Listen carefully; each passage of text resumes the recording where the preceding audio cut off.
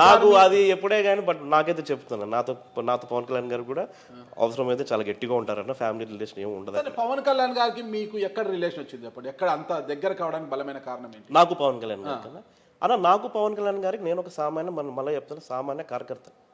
నేను వాస్తవంగా ఈరోజు నేను క్లారిటీగా చెప్తాను కళ్యాణ్ గారు లైక్ పెద్దలు ఆయన కూడా నాతో చాలా సార్లు వారధిగా మీ బాబాయ్ లేరంటారు అశోక్ గారు? లేదన్నా, నేను సామాన్య కార్యకర్తగా అన్న పరిచయాలు రిలేషన్స్ ఉంటాయన్న. అలా అని చెప్పేసి అడ్వాంటేజ్ తీసుకోనో ఇది తీసుకోనో చేసే రాజకీయం అయితే మేమైతే చేయలేదండి ఇప్పుడే. కానీ రైట్ అంటే రైట్గా ఉండు, కరెక్ట్ చేస్తే కరెక్ట్గా ఉంటాడు, లేదంటే లేదు అని మా ఫ్యామిలీ అందరూ కూడా you can take an advantage are disadvantage by it అని అన్న. నేనైతే సామాన్య కార్యకర్త దగ్గర నుంచి పార్టీలో వచ్చినోడన్న.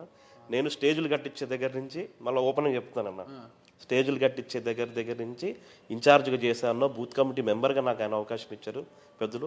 బీజేపీ జనసేన పొత్తు ఎప్పుడైతే అయిందో ఇద్దరు కలిపి రాయలసీమ సమన్వయ కమిటీ కన్వీనర్గా నాకు ఇచ్చారు, అనంతపురం ఇన్ఛార్జ్కి ఇచ్చారు, అనంతపురం జిల్లా అధ్యక్షుడికి ఇచ్చారు.